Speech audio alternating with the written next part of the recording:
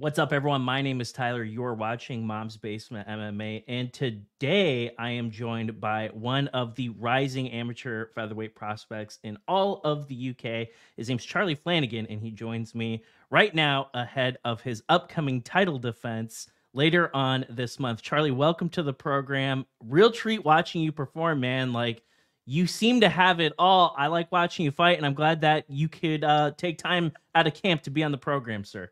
Yeah, man. Thanks for having me on.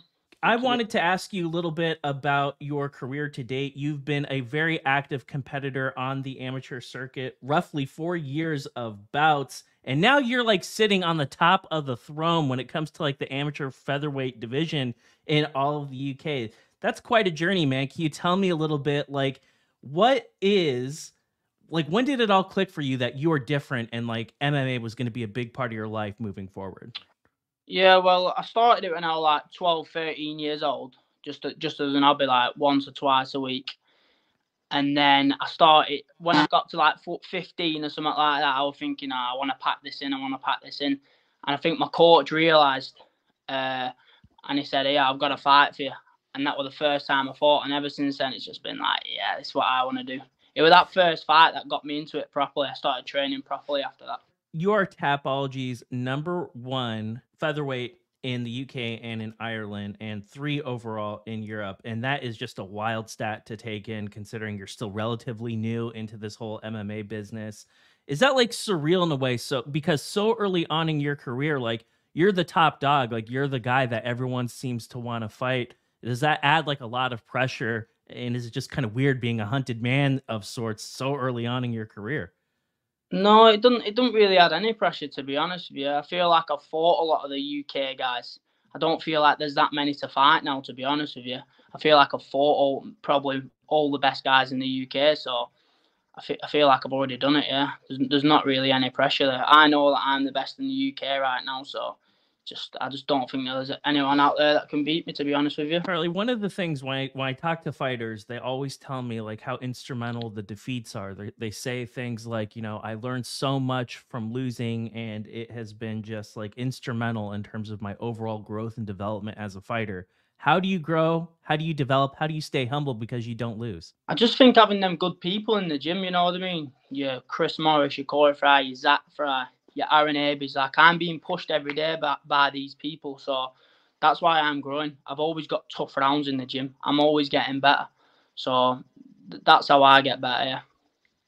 Is there a fight in your entire career to date that you circle like as one that you're most proud of, where you feel like you've demonstrated most of your skills as a martial artist?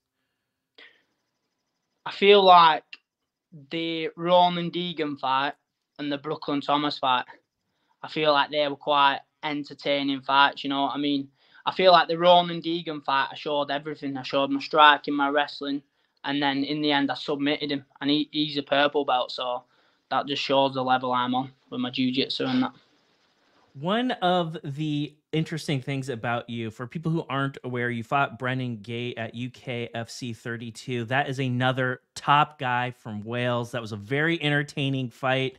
And it's rare at your level to see top fights like that. And you went out there, you performed, you got a decision victory over a very tough opponent in Gate. Can you talk to me a little bit about that guy? Like, what was your game plan going into that contest against Gate, and how satisfied were you with the performance?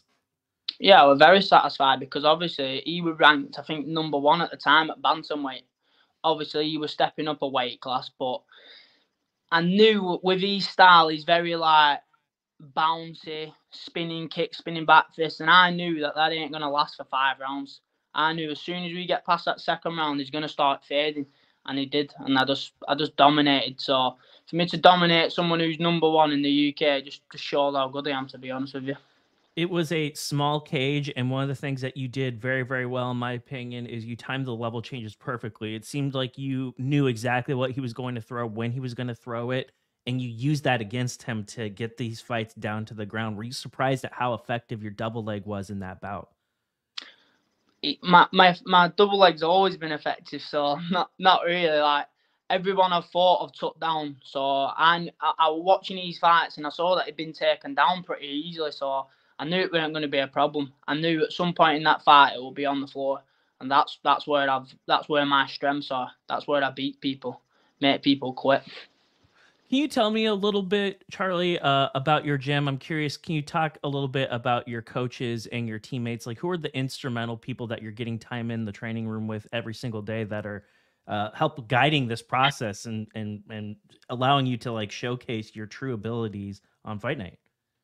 Well, obviously you've got people like on my level, like well, we're all on the same level. You know what I mean? We're all pushing each other. Zach Fry, Corey Fry, Chris Morris, like, and obviously I see Corey and that, and they're on these big organisations getting paid to fight, do what we love. So obviously I'm seeing that, and I look at that, and I'm thinking that's what I want. For sure. And you'll be re-entering the cage in very short order. Can you tell the good people out there who are you fighting pretty soon and what's at stake? Because obviously we got a really important fight. He's an Irish kid, James Slavin. I won't say he's got the best of records. He's 6-8, but he's fought at lightweight, which is a weight heavier than me. So obviously he's going to be strong. He's probably going to have the power. He's got experience, but I just feel like he's been beat 8 times. So it's just like, how am I not going to go and beat him now? That's honestly my mentality. That's what I think. So yeah, I just think technically I'm going to be too good for him, and I think it'll show on the night. Charlie, obviously for somebody like you, you've been in the amateur ranks for a very, very long time, and you've already gone up against the best in the UK, and you've already beat the best.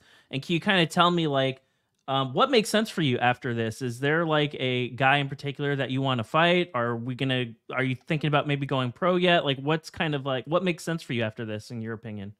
Yeah, I don't really know, to be honest with you. I haven't really spoke about it to my coach. It's just like one step at a time, you know what I mean? Hmm. I'll take this fight and then we'll go from there. We'll see how this fight goes first. Obviously, I think my coach has mentioned to me a few times about pro next year.